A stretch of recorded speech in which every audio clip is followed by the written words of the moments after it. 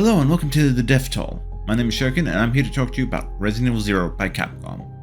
A prequel to the original Resident Evil, the 9th title released in the franchise overall, if you exclude the 5 different releases of the original game, the game was originally intended for the Nintendo 64 console and would be in line with the graphics of Resident Evil 2 and 3.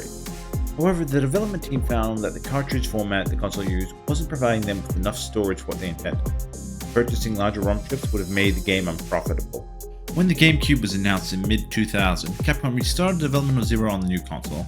The game would release in 2002, 8 months after the remake of the original Resident Evil. The game's development had taken so long that when Capcom asked scenario writer Noboru Higimura to rewrite a section, he had forgotten the work he had done on the game. Despite being released after the remake, having several spoilers for its plot twist, I've chosen to cover Zero first and tackle the two games in chronological order. I will also only be counting human deaths for the official death toll, similar to my video on the Practical Outbreak. Deep plug. I'll do my best to keep a separate counter for the number of zombies, but I will be excluding other BOWs unless they show sentience. I gotta draw that line somewhere. But enough of the preamble. How many people bite the dust on this train ride from hell? Let's dive into the action and start the toll. We start with an opening text crawl from some unknown narrator. While opening narrations are quite common in the franchise, they're normally delivered by the main character from their perspective, compared to this much more detached voice. The narrator names drops Raccoon City, Rockfort Island, and Sheena Island, the settings for Resident Evils 2 and 3, Code Veronica, and the light gun spin-off game Survivor. This is the only game in the series that acknowledges the events of Sheena Island, likely because Capcom Production Studio 3 was assisted with development of this game by Tosei Software, developers of Survivor. If you've never heard of Tosei Software before, you're not alone.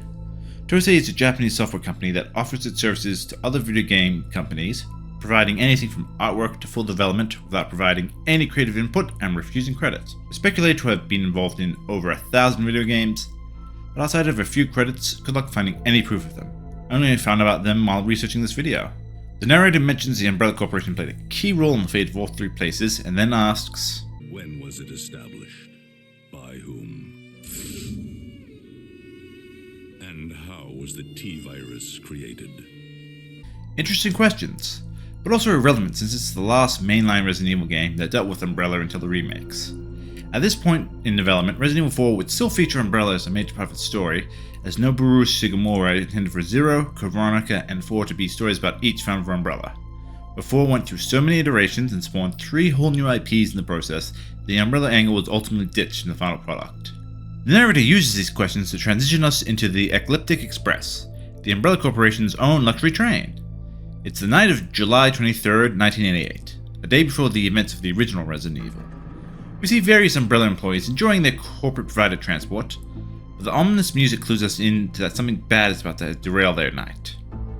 As a strange young man watches from atop a nearby cliff, the passengers and crew are attacked by hundreds of leeches, giving us the first kills of the game. I count 13 victims to this opening carnage. Not everyone is shown getting killed, but given the overwhelming number of leeches and what we see later, all of them are leech chow. As the train keeps on keeping on, the camera pans around the strange man singing like nobody's watching before suddenly zooming into a scene transition. We cut to Bravo Team's helicopter, and a more traditional opening narration from rookie member Rebecca Chambers. It began as a simple investigation of some bizarre murders in the suburbs of Raccoon City. Nothing in our training could ever have prepared us for the nightmare that ensued. Rebecca is voiced by Rivia Di Paola for this game, her third English-voiced actress at this point in the series. Rivia wouldn't reprise the role in any of Rebecca's following appearances, although Japanese voice actress Amy Koshimuzu has remained the same for the entire franchise, including the CGI films. The engine of the helicopter explodes, forcing the team into an emergency landing. Pilot Kevin Dooley managed to land the chopper with only minimal damage, and chooses to stay behind while Bravo Team heads out. It makes sense as Kevin isn't actually a member of STARS, but rather an RPD pilot who regularly provided assistance to the team, as per the Resident Evil Archives lore book. His presence on the mission was to allow Edward Dewey, who was Bravo Team's regular pilot, to assume the role of rear security officer for the team. This makes sense, given that the team was investigating reports of a group of cannibals murdering people, and they're going to need all the officers they can get. Leaving Kevin behind, we'll get to his fate next video. The team investigates the surrounding area, with Rebecca finding an overturned military police vehicle. It doesn't take long to find the two drivers with a bad case of the dead. Captain Enrico Marini starts to examine the bodies, but his attention is called away before he can spot some leechy slime. Rebecca found a prisoner transfer form in the back of the car. The MPs were transporting a single prisoner, Billy Cohen, an ex-lieutenant who has been sentenced to death the day before. I'm not an expert in the military justice system, but sentencing someone to death and then transporting them for execution the next day seems far too quick to be on the up and up. There is a fan theory that Billy was being transported to an Umbrella facility for experimentation, which isn't far-fetched.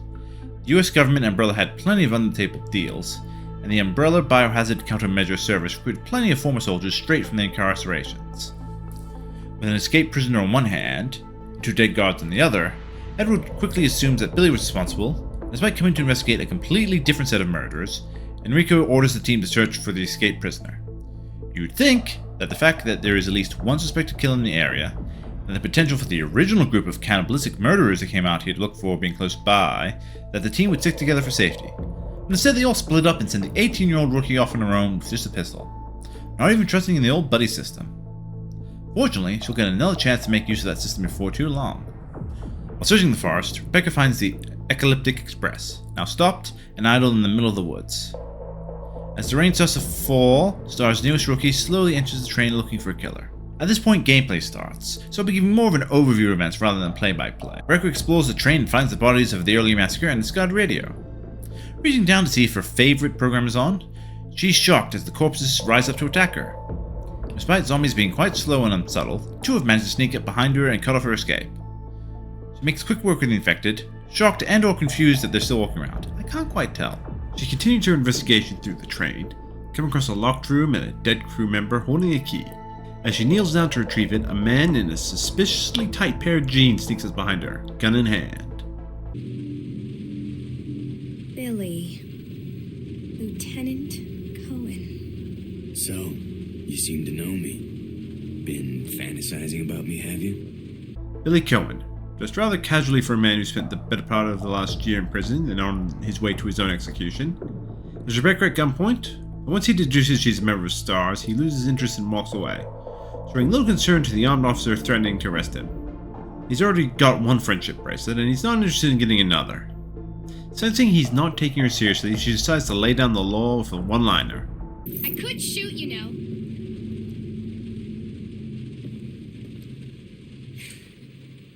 Oh, Becky, you'll get the hang of it one day. Rebecca saved the shame of her pitiful one-liner by the appearance of Edward. By appearance, I mean the man crashing through the freaking window. A train car is usually 1.3 meters off the ground. If we use Rebecca as a measuring stick with her height of 160 centimeters, the windows would roughly be about 3 meters high from the ground outside. Even if you assume the Express was slightly closer to the ground than 1.3 meters, the highest unassisted jump record I can find is only 1.1 meter, so our backup pilot just set a new world record. Unfortunately, Edward is too busy to celebrate his new world record on account of being fatally wounded, warning Rebecca that the woods are full of zombies and monsters. He dies, giving us another death to tally, before a zombie dog jumps through the window. Jesus, dude, Edward just died and you're already trying to one-up his record. Rebecca deals with the showboating canine and heads back to a previously locked door. He's interrupted by a radio call from Enrico. The connection isn't strong, but she does manage to hear his message clearly. We've obtained detailed information on the fugitive from a document found in the wrecked wagon. Billy Cohen killed as many as 23 people. Over. 23 people. We've also confirmed that he was institutionalized, so keep your guard up. Billy killed 23 people? But he seems so nice when he's being dismissive of Rebecca's authority. Having made my job easier for when it comes up again later, Enrico calls end and our rookie medic continues along the train, unlocking a door and going through only for Billy to follow behind her somehow. There wasn't exactly anywhere for him to be out of sight while Rebecca walked past. He raises a reasonable point that the train is dangerous on account of all the zombies and they'd be better off working together, but ruins it by being rude and dismissive about it all. I get you were imprisoned and institutionalized, Billy, but you got to work on your people skills, dude. I'm not sure who voiced Billy for this game. The credits name him as David Webster in his only role, but actor James Key made the claim he was the voice. I've never found that independently verified anywhere else though. Rebecca's not keen on working with a wanted felon and declines his offer, heading upstairs on her own. She finds an old man sitting alone, seemingly alive and not bothered by the fact that his tablecloth is on fire. So she decides to go and say hello and... yeah, he's not a living human. Or even a dead one, as his body quickly falls apart into a swarm of leeches, before reconstructing themselves into a leech man. Rebecca decides to try and book it, only for the leeches to start splitting apart and growing to overwhelm her. Not sure why they bothered unsplitting apart to begin with. Thankfully for our protagonist, Billy arrives and starts blasting, including this rather over-the-top sideways jump. Saving her life nets Billy a thumbs up, because the two are distracted by the strange singing man appearing outside the train's window, the leeches swarming around him. The two don't have long to ponder this would-be opera star as the train suddenly shifts in motion, continuing on its previous journey. Rebecca starts to run off to investigate by herself. Billy repeats his earlier point that it's too dangerous to go alone, and she should take his handgun ammo. Oh, also that they should use the buddy system. Despite both angrily yelling with each other, they agree to partner up on account of all the flesh-eating zombies and leeches on the train. This is the main gameplay idea that the game is built around. Besides the extra character providing fire support in battle, a lot of the puzzles are based around splitting the characters up to deal with puzzles in different places. The dining car is out of power, which is impeding their progress to investigate the lost train car. But a helpful note advises the power can be reactivated from the roof of the train. Wait, what?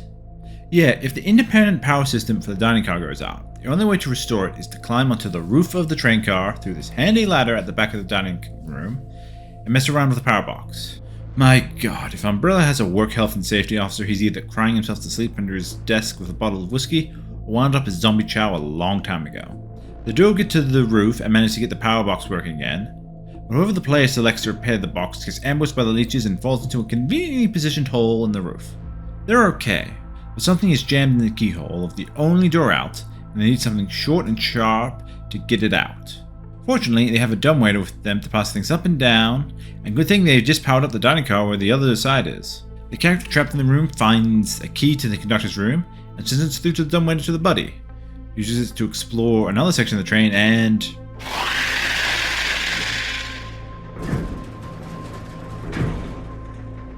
I'm sure that's just someone restoring power to the bathroom or something. Does this train even have bathrooms? The original era games were rather sparse with them. Moving along, our buddy finds an ice pick, a hunting rifle, and a note about how the T-virus makes certain smaller creatures much larger. I wonder how long we'll have to wait for this foreshadowing too.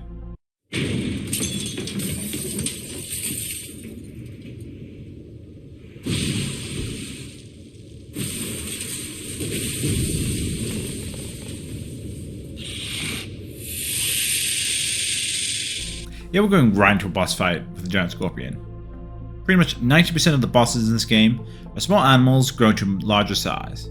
They all come out of the blue and don't do a lot, so I'm just going to gloss over a giant centipede and bat that show up later on.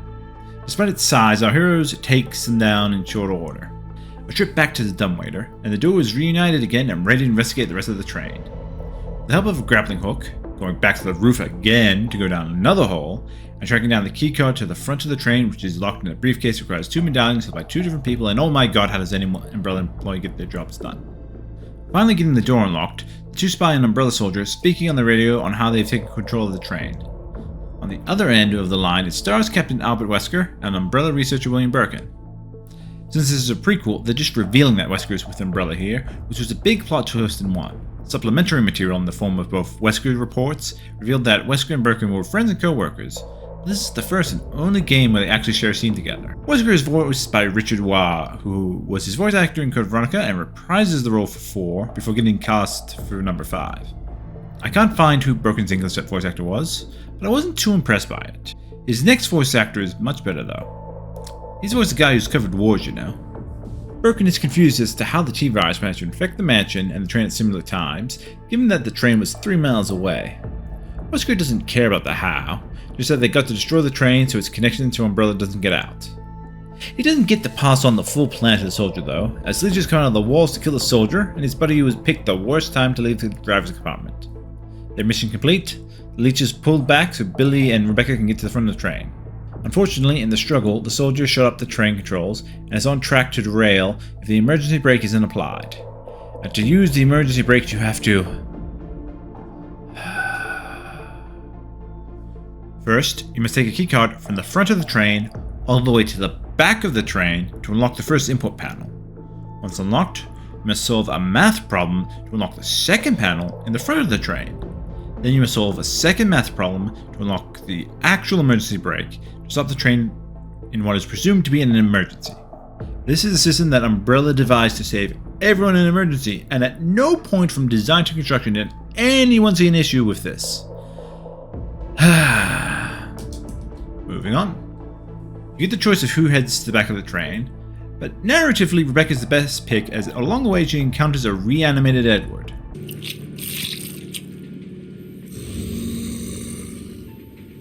Edward! No.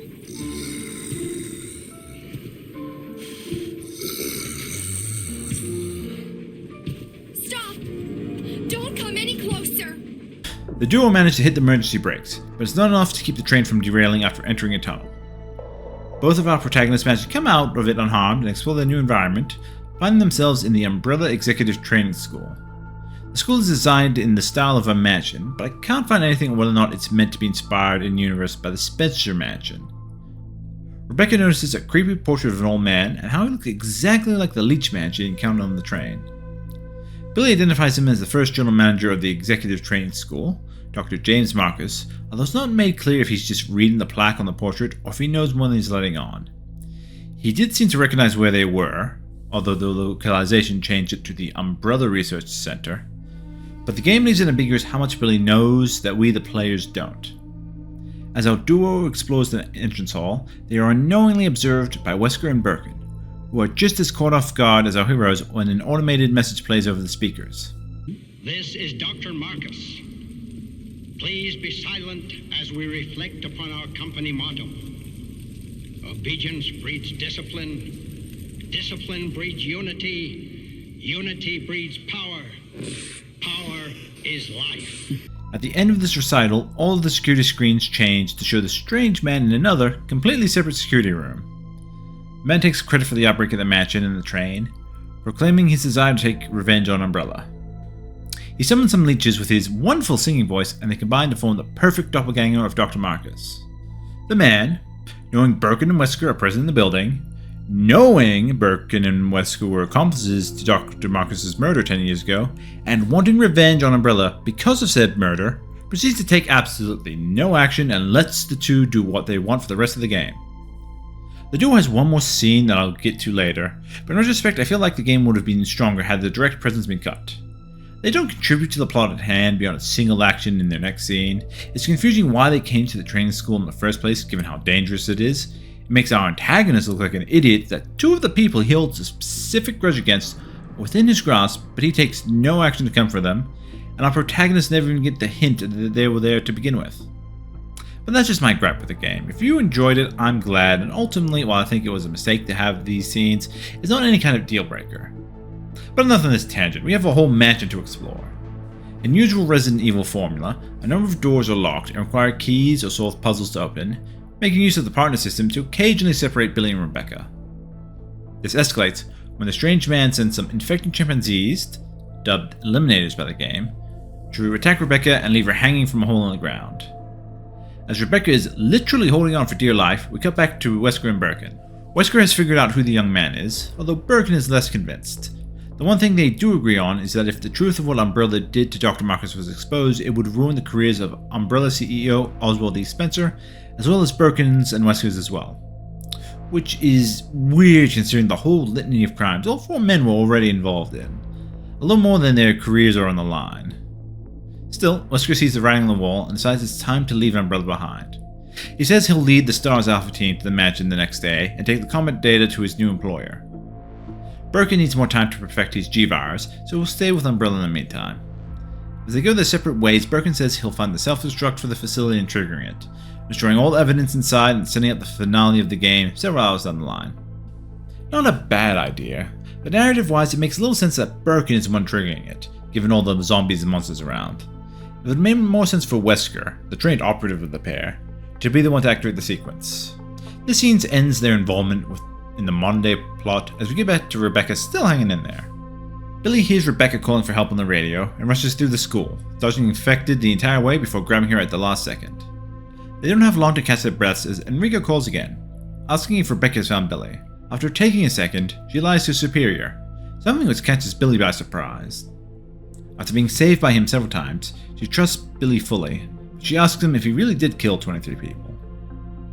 Billy tells her about a mission to Africa he had gone into with his unit, supporting one side of a civil war by hunting for a guerrilla base that military intelligence insists is there.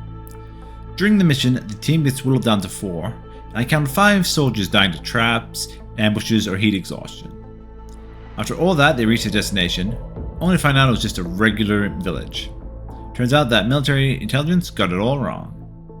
The commander isn't happy and orders his men to round up and kill the villagers.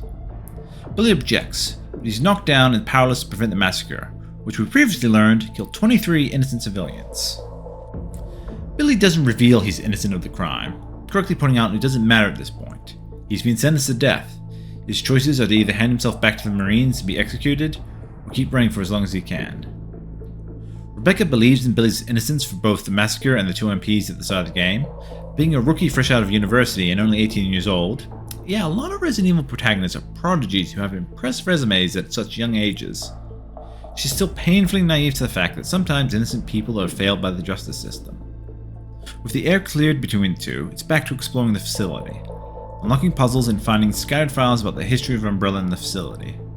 Dr. Marcus, along with Oswald Spencer and Edward Ashford, not mentioned in the game, but it was covered by Code Veronica from the same writer, discovered the progenitor virus in 1966, with Marcus especially enthralled by it. Spencer forms the Umbrella Corporation with Marcus and Ashford as co-founders. Marcus is too busy with his experiments to care about the company, and thinks Spencer is just in it for the money, which Wesker's Report 2 and Resident Evil 5 cussed out on, but agrees to head up the training school for the free real estate to run his experiments, and eventually use as a source of test subjects. He cared very little about the students, so not that much different from a regular headmaster really, until 2 exceptional students caught his interest. He instructed the assistant director to encourage a rivalry between the 2, and eventually took the 2 on as trusted associates while he refined the progenitor virus, creating the T-virus by splicing the former with leech DNA. The training facilities closed down in 1978, and T-virus researchers officially moved to the Spencer Mansion, while Marcus stays at the labs underneath the training facility to continue his own obsession. Eventually, he grew paranoid that Spencer was coming for his research, so he went back to his 2 favorite students to help him. Of course, these 2 are Wesker and Birkin, with the files making use of their first names to ensure there's no confusion. While exploring Marcus's office, our heroes find a graduation photo of a young Marcus, who looks like the splitting image of the strange man who's been stalking them. That guy must be Marcus's son. Or grandson. Eventually, Billy and Rebecca find a cable car, and since it's the last place they've checked, decide to power it up and see where it leads. Before they can board, an Eliminator takes a swipe out of Rebecca. Man, monkeys do not like our favorite medic. And tackles Billy over the ledge, while a leech man ambushes the now buddyless Miss Chambers.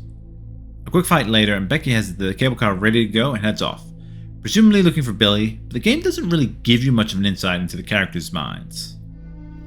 The cable car leads Rebecca into a construction site, which is linked by an elevator to the training facility where the train crashed, the entrance to Birkin's lab from Resident Evil 2, and a water treatment plant. From my research, this area is located on the northeastern edge of Raccoon City Industrial District, and was used to funnel out the waste from various experiments. As Rebecca explores the area, she catches Enrico leaving the door from Birkin's lab. In the time since we last heard him, he's made his way from the forests of Raccoon City, figured out Umbrella's up to something, and has ordered his squad to investigate the Spencer Mansion. I can only assume he didn't realize he was underneath Raccoon City right now, and could just go back to the RPD to get some backup. But hey, I'm not the leader of an anti-terrorism unit. He orders Rebecca to follow him, but she's concerned about Billy, and despite this being a blatant case of insubordination, he relents and lets her go after Billy. As they part ways, Rebecca's narration suddenly returns. I never saw him again. The abruptness of this, and the fact that this is the last time we get a narration, makes me wonder if in the original concept there were more of these internal monologues. It would have helped flesh out the motivations and fill dead air, but that's just speculation on my part. As the 2 go their separate ways, Rebecca heads to an elevator only to be ambushed by a twist of the classic monster. This is the T-001 tyrant, in contrast to the T-002 tyrant in the original game. This guy ended up getting an overdose of T-virus and has several defects, including an exposed spine, so he's brought here for disposal. In all the chaos, he broke out to harass our rookie officer with his large claw and lack of pants. Despite the cramped area, we put the tyrant down and head down to the water treatment plant, where Rebecca sees Billy hanging on to the river below. Before we can do anything, some underwater beast knocks him off the perch and sends him further downstream. Rebecca follows and finds him washed up on a catwalk.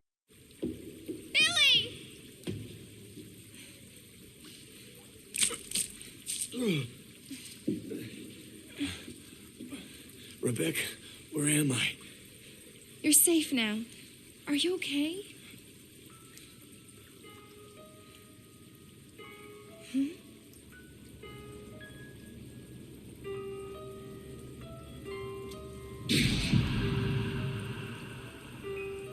What could have done this? They must have been used as test subjects in Marcus's research. He must have kept messing around with the mother virus.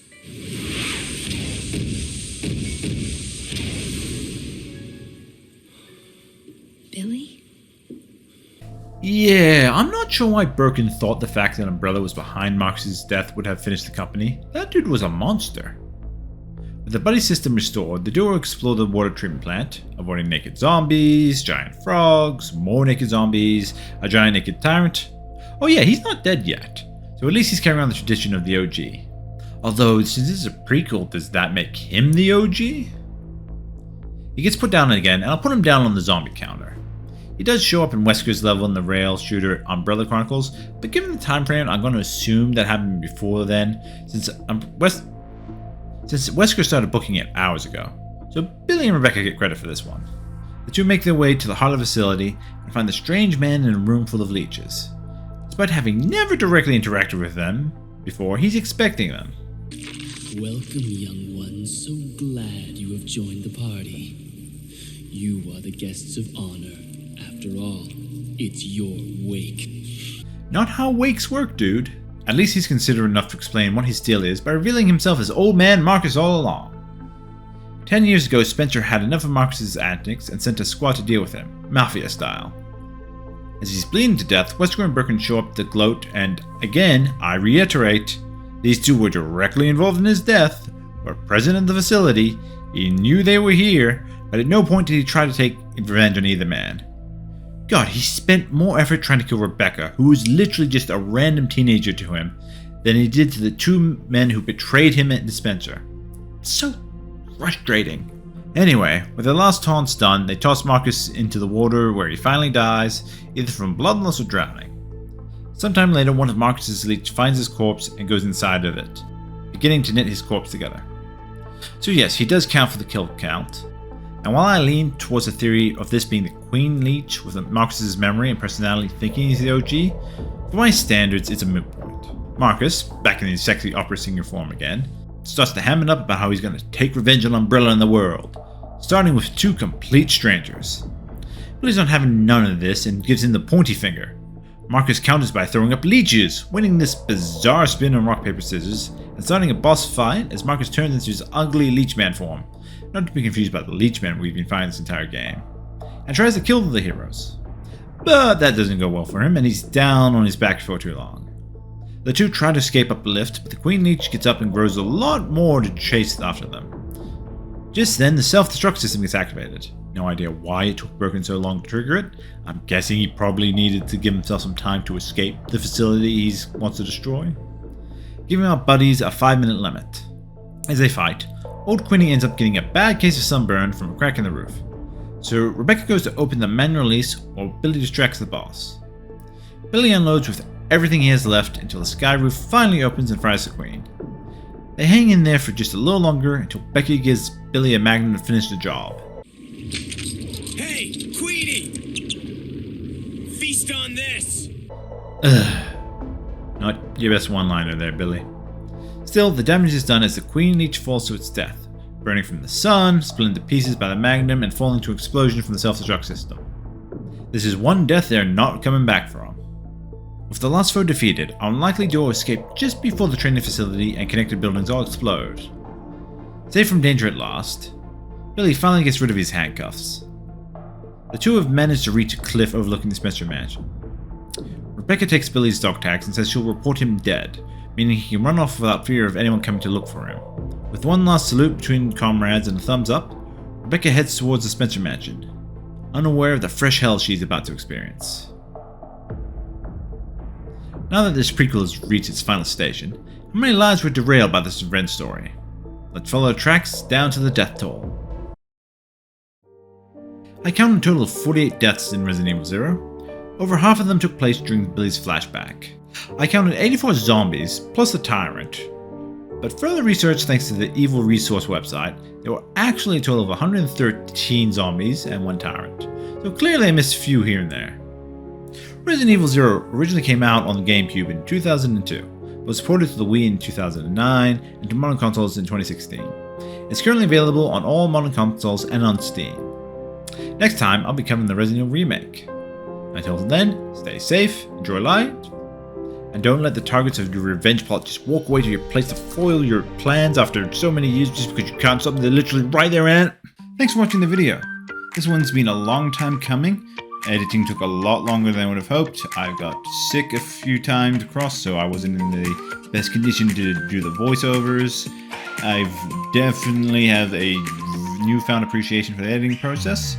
Hopefully the Resident Evil 1 video will come a lot faster. If you have any comments, feel free to leave them below. Leave a like, a subscription. I'll see you all for the next one. Good night, everybody.